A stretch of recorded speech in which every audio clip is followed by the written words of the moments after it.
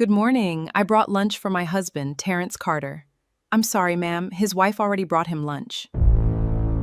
What did you just say? Have a wonderful day. That ring. It's identical to mine. She walked into his office carrying his favorite meal in a silver lunch container. The secretary stepped in front of her. His wife already brought lunch an hour ago. Coworkers turned, waiting for her to break. She didn't. She looked down at the secretary's ring and smiled, because what was engraved inside it changed everything. Stay with her a while, because the woman who says nothing in a room full of noise is usually the one who sees all of it. What you are about to watch is not the story of a woman who fell apart. It is the story of a woman who kept her face still, kept her eyes open, and waited. And by the time you understand why she smiled in that lobby, you will never look at a quiet woman the same way again. The lobby of Carter Development always smelled like fresh coffee and money. Marble floors, glass walls, a front desk shaped like a wave. For 9 years, Simone Carter had walked across that floor every Tuesday, carrying the same silver container, the same warm meals she cooked before the sun came up. Oxtails when it turned cold, smothered chicken when he was stressed. That afternoon, she wore her good coat, the deep red one he used to say made her look like Sunday morning. Her heels clicked slow and even across the stone. The young receptionist looked up, then looked away too fast, the way a person does when they know something you don't. Simone felt it in her chest, that small drop, but her face stayed still. She had learned long ago that a calm face buys you the time to see clearly, so she kept walking toward the office with his name on the door, not knowing the whole room was already holding its breath. That was when Jasmine Boyd stepped out from behind the desk, young, sharp, dressed in a cream suit that cost more than most folks paid in rent. She moved like she owned the very air. She planted herself right in Simone's path, close enough that Simone could smell her perfume, something expensive and cold. "Can I help you?" Jasmine asked, though she knew exactly who Simone was. Simone lifted the container a little, gentle. "I brought Mr. Carter his lunch." A slow smile spread across Jasmine's face, the kind with a knife folded up inside it. She tilted her head toward the office and said it loud enough for the whole floor to hear. "His wife already brought lunch an hour ago." The word wife landed in that room like a dropped plate. The copier went quiet. A man on the phone lowered his voice. Everybody was suddenly very interested in their screens. And Simone stood there holding warm food in a cold room, something in her going very, very still. Terrence Carter appeared in his office doorway then, tall and easy in a tailored gray suit, a gold watch catching the light. He did not rush to her. He did not soften. He leaned one shoulder against the frame, looked at his wife of 11 years the way a man looks at a delivery he never ordered, and let out a small, tired laugh. "Simone," he said, "what are you doing here?" She started to answer, but he spoke right over her, turning to his staff like she was a lesson to be taught. "Don't mind her," he said. "That's just the woman who warms my plates." A few people laughed, not because it was funny, but because the boss had decided it was. Jasmine reached over and plucked the small catering card Simone kept tucked under the lid, the little card that said Simone's Kitchen in gold letters, and dropped it into the trash without breaking eye contact. She was still smiling. Terrence checked his watch, and every soul in that lobby waited for Simone Carter to break clean in half. She didn't. Simone set the silver container down slow and carefully, like she was leaving it for somebody who might get hungry later. Then she did the one thing nobody expected. She looked down at Jasmine's hand, at the ring sitting bright on her finger, a thin gold band that caught the light just so. She looked at that ring for 3 long seconds, And then she smiled. It wasn't a bitter smile, it wasn't a broken one. It was the smile of a woman who had just found the last piece of a puzzle she'd been quietly building for months.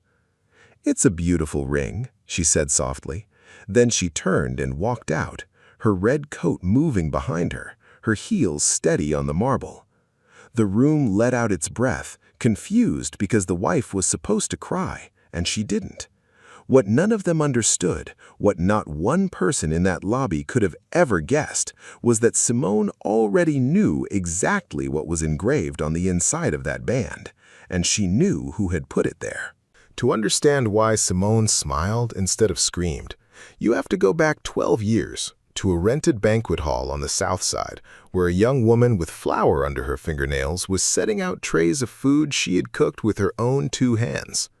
Back then, Simone had a small catering business she'd built from nothing. That night, she was working a real estate mixer, feeding a room full of men in cheap suits chasing big dreams. One of them was Terrence Carter. He was broke back then, charming and hungry, wearing his one good jacket. He tasted her peach cobbler and told her, looking straight into her eyes, that it was the best thing he had ever put in his mouth. He came back to that table 4 times that night, and not once was it only for the cobbler. When he finally asked for her number, his hand was shaking. Simone would remember that shaking hand for years. It was the last time she ever saw Terrence Carter unsure of himself. They married 2 years later in a small church with folding chairs and a choir that sang until the windows rattled. He didn't have money for a big ring, so he bought a thin gold band and had it engraved with 3 words he swore he would live by. "Only you, always."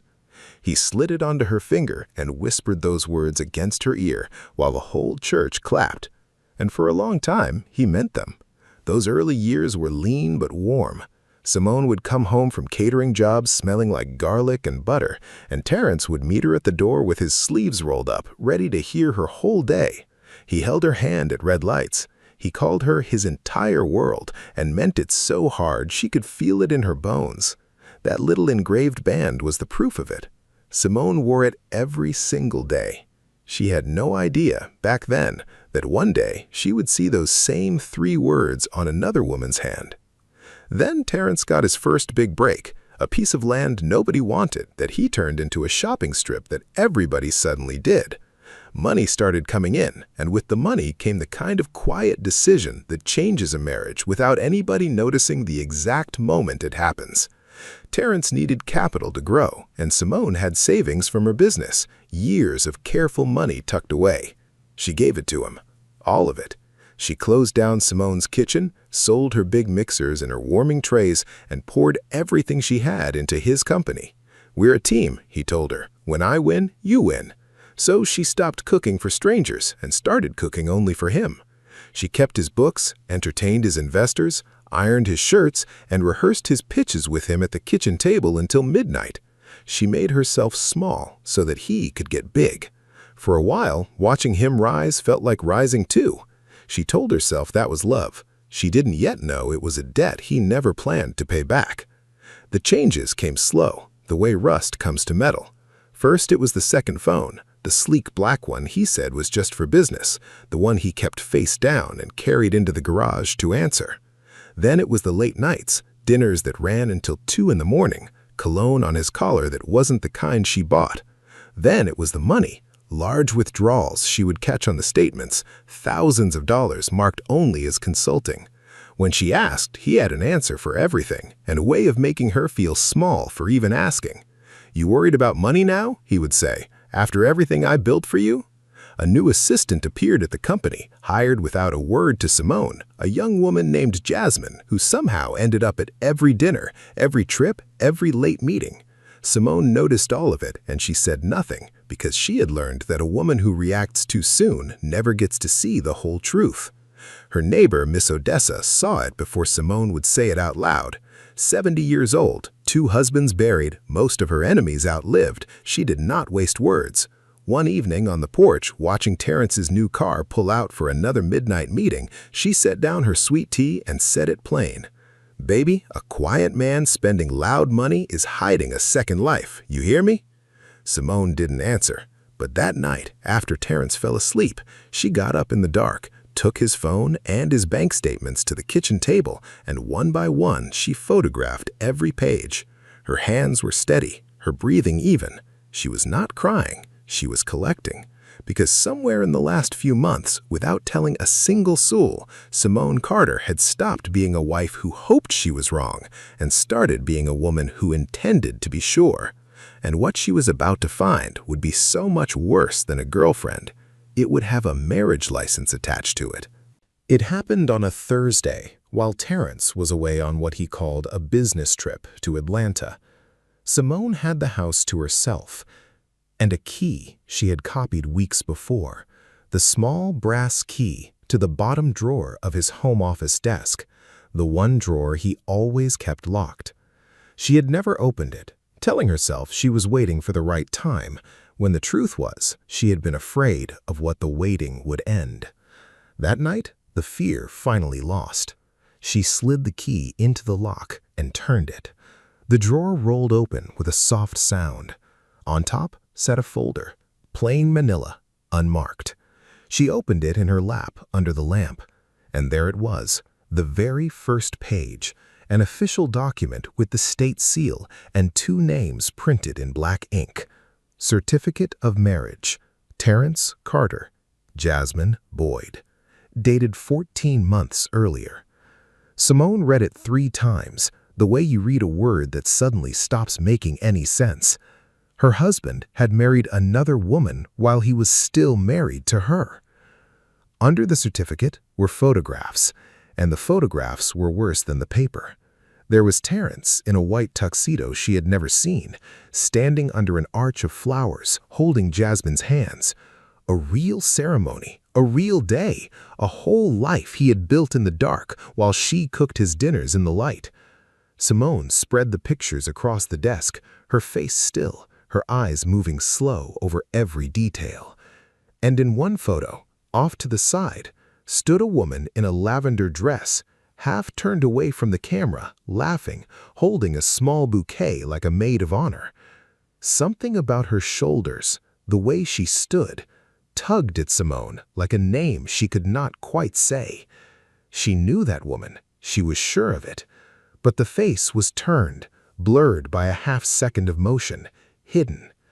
Simone sat there in the lamplight with her husband's secret wedding spread out in front of her, and one cold question rose up above all the others. Who in her own life had stood up beside him and smiled? She kept going through the drawer because she had come too far to stop. Bank records for accounts she had never seen, a lease for an apartment across town with both their names on it, and then, near the bottom, a small folded receipt from a jewelry store downtown. She unfolded it, an order for 2 matching gold bands engraved, and there, printed in plain black type, were the words the jeweler had cut into the metal. Only you, always. The same 3 words that sat on the inside of her own wedding band, the words Terrence had whispered against her ear in that little church 11 years ago. He had taken the promise he made to her and stamped it onto a ring for someone else, like a man photocopying a love letter. Simone slid her own band off her finger and held it under the lamp, reading the worn engraving inside. Then she set it on the desk beside the receipt, 2 identical promises, and understood at last that one of them had been a lie from the very start. A lesser storm would have blown the whole house down that night. Simone did the opposite. She gathered every document, every photo, every receipt, carried them to the kitchen, and put a kettle on. She made herself a cup of tea, 2 sugars, and sat at the table while it steamed, and she thought. She did not call her husband screaming. She did not call Jasmine. She did not post a single word or throw a single dish. Anger, she knew, was loud and clumsy and always showed its hand too early. What she felt instead was something colder and far more patient. She thought about the years she had given him, the business she had closed, the savings she had poured into his name. She thought about that woman in the lavender dress. and somewhere between the first sip and the last, a plan began to take shape, quiet and clean and exact. By the time the tea went cold, Simone Carter was not heartbroken anymore. She was preparing, and a woman who prepares in silence is far more dangerous than a woman who cries out loud. The next morning, she made an appointment she told no one about. Mr. Whitfield was an older attorney with a gray beard and a corner office full of law books, a man who had handled quiet divorces for half the city. Simone laid the folder on his desk and let him read. She watched his eyebrows lift as he turned the pages. When he finished, he took off his glasses and looked at her with something close to respect. "Mrs. Carter," he said carefully, "do you understand what this is? A man cannot legally marry two women. This is not just cheating, it's bigamy. It's a crime." Simone nodded. She had already guessed. "Then tell me," she said, folding her hands, "exactly what I have and how strong it is." For the next hour, Mr. Whitfield walked her through every piece, what it proved, what it could cost Terence. Simone listened the way she used to study recipes, memorizing every step. She left that office with no tears in her eyes and a plan sharpening into a blade. Over the next few weeks, Simone became a woman with a quiet mission. While Terence grew bolder, staying out later, barely bothering to hide the second phone, Simone was working in the shadows he never once thought to check. She went to the county records office and pulled every document with his name on it: deeds, permits, the paperwork for the second apartment, copies of the accounts he believed were hidden. She learned that the beautiful house Jasmine lived in had been bought with money that used to be Simone's savings, the very money she had handed him with love. Piece by piece, she built a folder so complete that no lawyer alive could argue with it, and kept it in a locked box at Miss Odessa's house, far from Terence's reach. Every evening she came home and cooked his dinner and smiled and asked about his day, and every day she gathered one more piece of the truth. He thought she was the same quiet wife warming his plates. He had no idea the plates were being counted, and so was he. But Simone was not only building a case against him, she was building a way out for herself. Quietly, she opened a bank account in her own name, one he knew nothing about, and began moving what was legally hers into it. She met with a business advisor about reviving Simone's Kitchen, the catering company she had buried to raise his empire. She scouted a little storefront with a for lease sign in the window, good light and a big kitchen in the back, and let herself stand on the sidewalk and imagine cooking in it again. For the first time in years, she felt something underneath her grief that was not grief at all. It felt like solid ground. She was not running from her marriage, she was walking, on her own 2 feet, toward a life that belonged to her. And she was doing it in total silence, so that when the day finally came, she would not be a woman losing everything. She would be a woman who had already built somewhere safe to land. Then the invitation came and Simone knew the day had chosen itself. Terence was going to be honored at the Developer of the Year Gala downtown, a glittering ballroom event with 300 guests, his investors, the press, the men who signed his checks and shook his hand. He wanted Simone there on his arm, the perfect picture of a successful married man, never once guessing what she would carry into that room. "Wear something nice," he told her. "These are important people." Simone smiled and promised she would not embarrass him. Then, in the days that followed, Simone made sure of certain things. A particular reporter seated at a certain table, Terence's biggest investor given a warm personal invitation to sit near the stage, her own sister Kendra in the room, though she said nothing about why. Every guest was a piece on a board only Simone could see. Terence thought the gala was his crowning night. He had no idea he had just handed his wife the perfect room, the perfect crowd, and the perfect silence in which she could finally tell the truth. In the 2 weeks before the gala, the people around Simone began to feel something they could not name. On a Sunday family dinner, she sat near the head of the table, cool and easy, passing plates, no tightness in her shoulders, no red in her eyes. She looked, if anything, lighter than she had in years. Her mother pulled her aside in the kitchen. "You seem different, baby. Peaceful. You and Terence doing all right?" She kissed her cheek and told her everything was going to be just fine. She meant it, though not the way her mother heard it. The people who loved her felt the calm and mistook it for happiness. The people who had wronged her would soon feel that same calm and understand it was something else entirely, because a woman at peace with a hard decision moves through a room in a way that makes the guilty nervous, even before they know why. A few days later, Simone stopped by the office one last time, not with food, but with a small envelope for Terrence about the gala. Jasmine was at her desk, comfortable now, certain she had already won, and looked Simone up and down with that same cold little smile. But this time, Simone walked right up to her, calm as still water, and looked down at the gold band on Jasmine's ring. "That really is a beautiful ring," Simone said gently. "May I ask what it says inside?" For just a second, Jasmine's smile slipped. Her hand curled closed almost without her meaning it to. "It's private," she said, but her voice had lost its edge. Simone only nodded and said, "Of course it is." Then she set the envelope down and walked away, leaving Jasmine with a strange cold feeling crawling up her spine. For the first time, the young woman who had smiled through every insult was not smiling. She was wondering just how much the quiet wife actually knew. Terrence felt it too, though he would never admit it. That night, he watched Simone move around the kitchen, humming, setting out his dinner like always, and something about her calm scratched at him. "Why are you so happy lately?" he asked, an edge in his voice. She looked up and said simply, "Can't a woman be at peace?" He did not like that answer, so he pushed harder, needling her, calling her boring, telling her she'd let herself go, saying maybe that was why a man's eyes started to wander. Any other night, the words might have cut. Tonight, they landed on nothing. Simone set his plate in front of him, looked him full in the face, and said, "Eat your dinner, Terrence, before it gets cold." Her voice was so steady, so unbothered, that he was the one who looked away first. He sat there stabbing at his food, feeling for the first time like the smaller person at his own table, and not understanding why the ground beneath him had started to move. The only person more unsettled than Terrence was Simone's own sister, Kendra.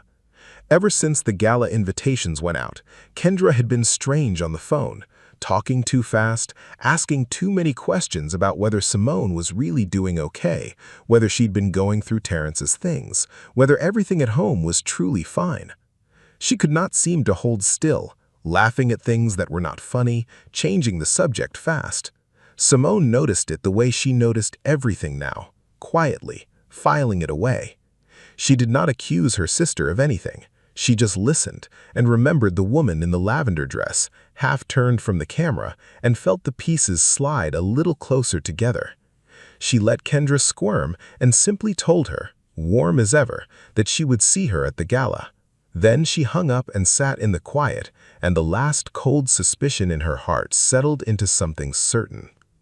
By the time the night of the gala arrived, Simone already knew there was more than one traitor she would be facing in that ballroom. The ballroom of the Grand Meridian Hotel glowed like the inside of a jewel that night. Crystal chandeliers threw soft gold light over 300 of the city's most important people. Round tables dressed in white linen circled a raised stage, waiters sliding between them with champagne. Terrence Carter arrived like a king, shaking hands, clapping backs, his smile wide and easy, and on his arm, bold as anything, was Jasmine Boyd in a bright red dress, no longer hiding, introduced to strangers as his partner. A few investors traded glances.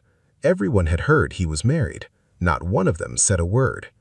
And then Simone arrived alone, in a simple deep blue gown, her head high, a small clutch purse held in both hands. Terrence saw her across the room, and his smile tightened just slightly, then recovered. He waved her over to sit near his investors, close to the stage, exactly where she had made sure she would be. He thought he was managing her. He was seating her at the head of his own undoing. The lights dimmed, and the host called Terrence's name, and the room filled with applause as he climbed the steps. He stood at the podium looking out over all of it, the faces turned up towards him, and he soaked it in like a man who believed he had earned every drop. He talked about vision, about grit, about building something out of nothing. And then, smooth as anything, he gestured towards the tables and said, "None of this would be possible without the love and support of my wife." Heads turned, and here the cruelty of the man was laid bare, because as he said the word wife, his eyes did not go to Simone. They drifted, just for a breath, towards Jasmine in her red dress. It was small, it was quick, but Simone saw it. And so did two investors at the front table who knew exactly who the woman in blue was. Terence smiled on, blind to it, raising his glass to himself, and Simone quietly set her clutch on the table and stood up. She did not rush. She did not raise her voice. She simply stood, tall and calm in her blue gown, and the movement drew eyes the way a candle draws them in a dark room. "Terence," she said, and her voice carried clear across the murmur, warm and even. "Since you mentioned your wife, I think your guests would love to hear from her."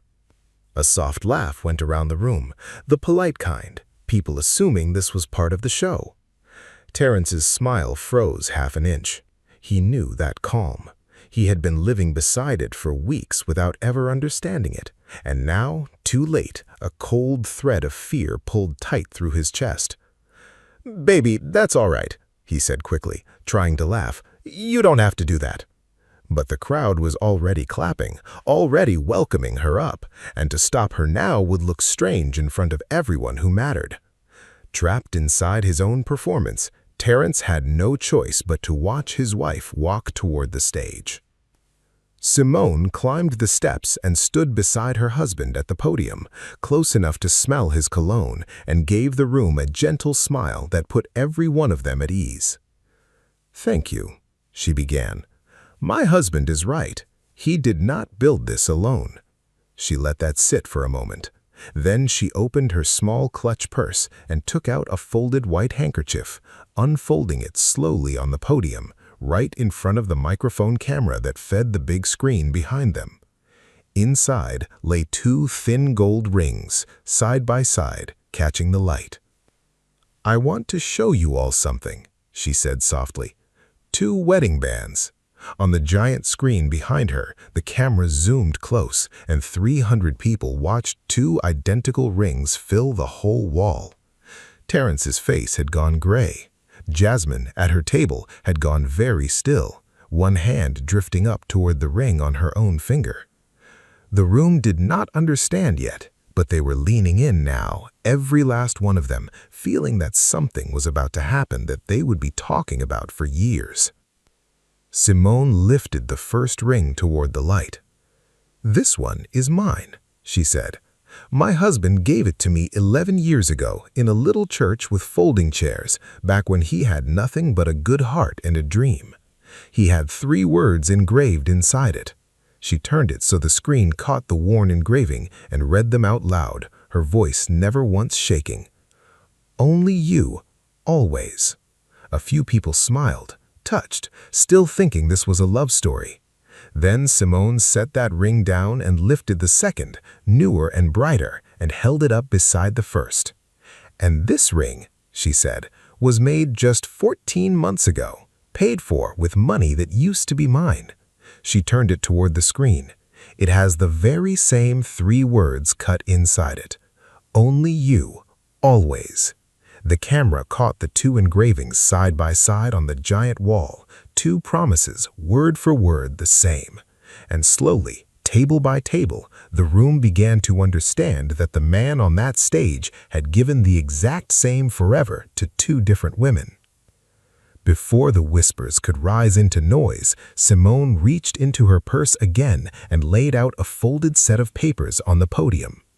"For anyone wondering," she said, still calm, still kind, "this is my marriage certificate, signed 11 years ago."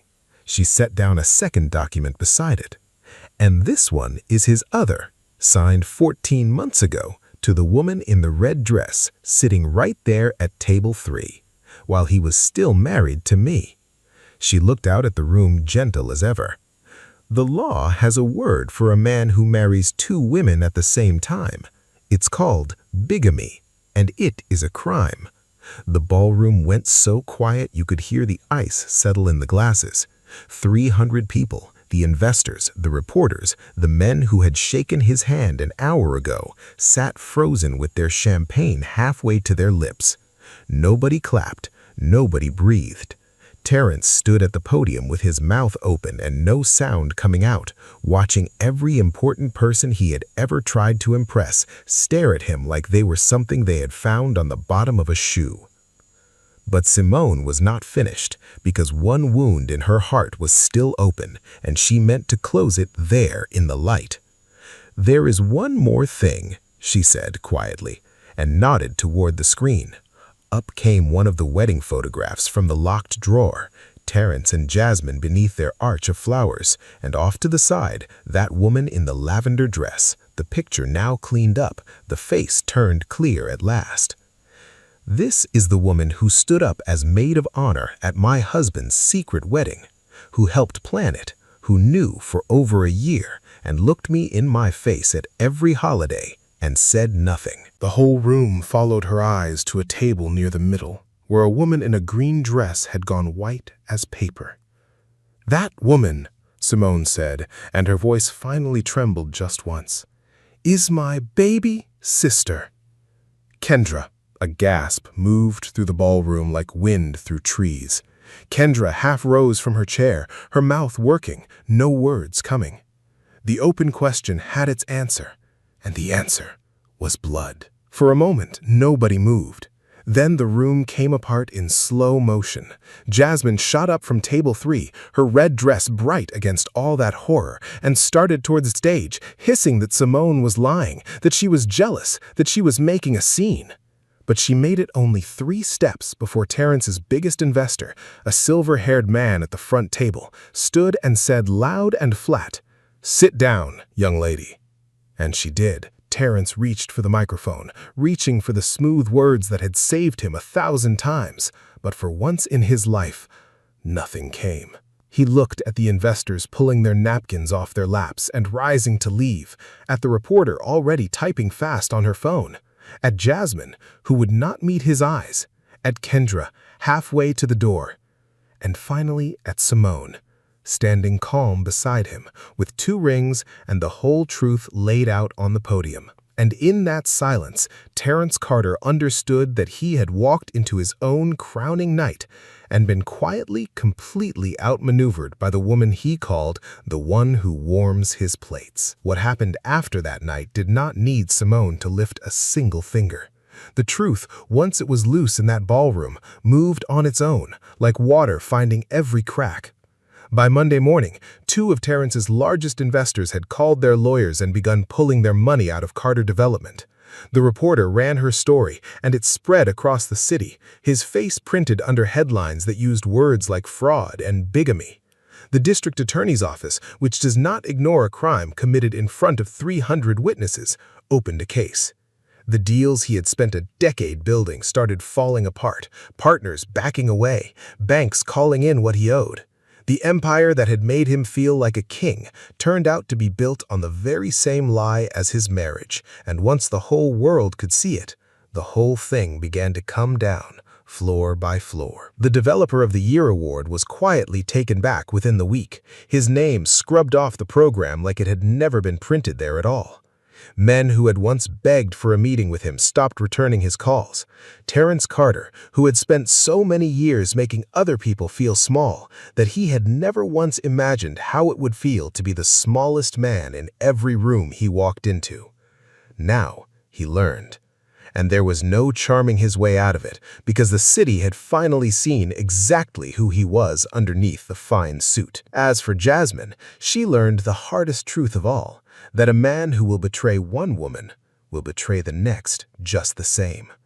When the money dried up and the scandal spread, Terence turned on her exactly the way he had turned on Simone. He blamed her for the whole thing, said the second marriage had been her idea, that she had pushed him into it and ruined his life. And when Jasmine discovered she was carrying his child and came to him frightened and needing him, Terrence looked at her the same cold way he once looked at Simone in that lobby and told her she was on her own. The woman who had smiled while she dropped another wife's business card in the trash now sat alone in an apartment she could no longer afford, wearing a ring with a lie inside it, learning that arrogance is a poor thing to build a life on.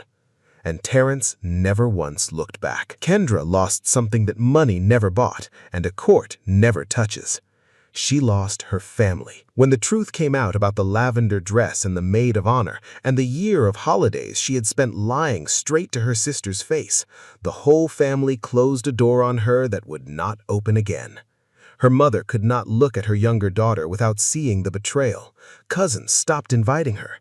The seat that had always been hers at Sunday dinner sat empty and stayed empty. She called Simone once, crying, saying she was sorry, saying Terrence had promised her money, saying she never thought it would go this far.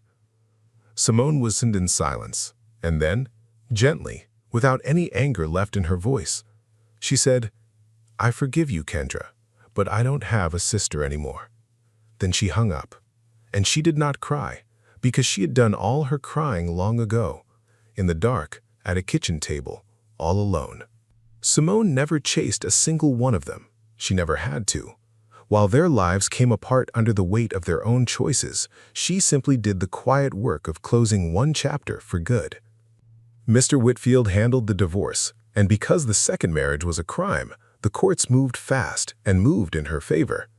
She took back what had always been hers, her savings, her name, her freedom. She wanted nothing that carried his fingerprints on it. On the last day, when the papers were finally signed and Terrence Carter was legally and completely out of her life, Simone walked out of that lawyer's office into the afternoon sun, slid her old wedding band off her finger for the very last time, and tucked it away in her purse. She did not throw it. She did not curse it. She simply closed the clasp, lifted her face into the warm light, and walked toward her car like a woman with somewhere good to be. And for the first time in years, she truly did. 8 months later, on a bright Saturday morning, a small storefront on a quiet street opened its doors for the very first time. The sign above the window was hand-painted in warm gold letters, and it read Simone's Kitchen, the same name she had buried years ago to raise a man who never deserved it. Inside, the ovens were hot, the counters covered in trays, and the whole place smelled like butter and brown sugar and second chances. Simone moved through her kitchen in an apron dusted with flour, her sleeves rolled up, calling out orders to 2 young cooks she had hired, laughing at something one of them said. Customers lined up out the door, drawn by word of a peach cobbler that folks swore could change your whole day. This was hers, every brick of it, every dollar of it. Nobody here warmed plates for a man who would not even look at her. She cooked now for people who lined up just to thank her, and she owned the very light she was standing in. It was on one of those busy mornings that the little bell over the door rang, and Terrence Carter walked in. He was thinner now, his suit a season out of style, the shine long gone off of him. He stood in the doorway of her thriving little shop, looking around at everything she had built without him, and something broke open in his face.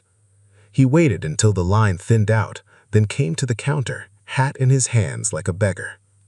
"Simone," he said quietly, "the place looks good. Real good." He gave a weak version of the smile that used to work on everyone. "I was hoping we could talk. Maybe you could fix me a plate, like you used to." Simone looked at him for a long moment. This man who once called her the woman who warms his plates, in front of a whole room. There was no hate in her eyes. There was something far worse for him. There was nothing at all. "Of course," she said pleasantly. "Everybody's welcome here." Then she made him a plate of cobbler, slid it across the counter, and told him the price, same as anyone. He paid, because there was nothing else left to do, and he ate alone at a small table by the window, while the shop bustled around him like he wasn't even there. And then he left, and the bell rang behind him, and Simone did not watch him go. She had already turned back to her work. That afternoon, when the lunch rush quieted, her daughter Amara came in from school and started her homework in the good light by the window, the way she did most days now. Near the register sat a small glass jar with a handwritten label that read, "For families starting over," already half full of folded bills. Simone reached into her apron pocket, took out the old gold band she had carried all these months, the one that said, "Only you, always." And without a single word, she dropped it into that jar, to be melted down one day and made into something new for somebody else. Then she looked over at her daughter bent over her books in the sunlight, and she laughed out loud at nothing at all, just because she finally could. That is the thing they never understand, the men who mistake a woman's silence for weakness. Simone Carter never raised her voice. She never threw a plate or begged him to stay or gave the world a scene to gossip about. She simply kept her dignity when they tried to strip it off her, gathered the truth while they underestimated her, and let their own choices do what revenge never could. Because a woman who truly knows her worth doesn't have to fight for it out loud. She only has to refuse to hand it away. Terrence lost his empire, his name, and his peace. Simone lost a husband and a sister and still walked out holding the one thing they could never touch, herself. If somewhere in this story you saw a piece of your own, if you have ever been the quiet one that people mistook for weak, then carry this with you tonight. Pass it on to somebody who needs to hear it, and stay close for the next one, because there is always another woman the world underestimated, right up until the moment she decided she had had enough.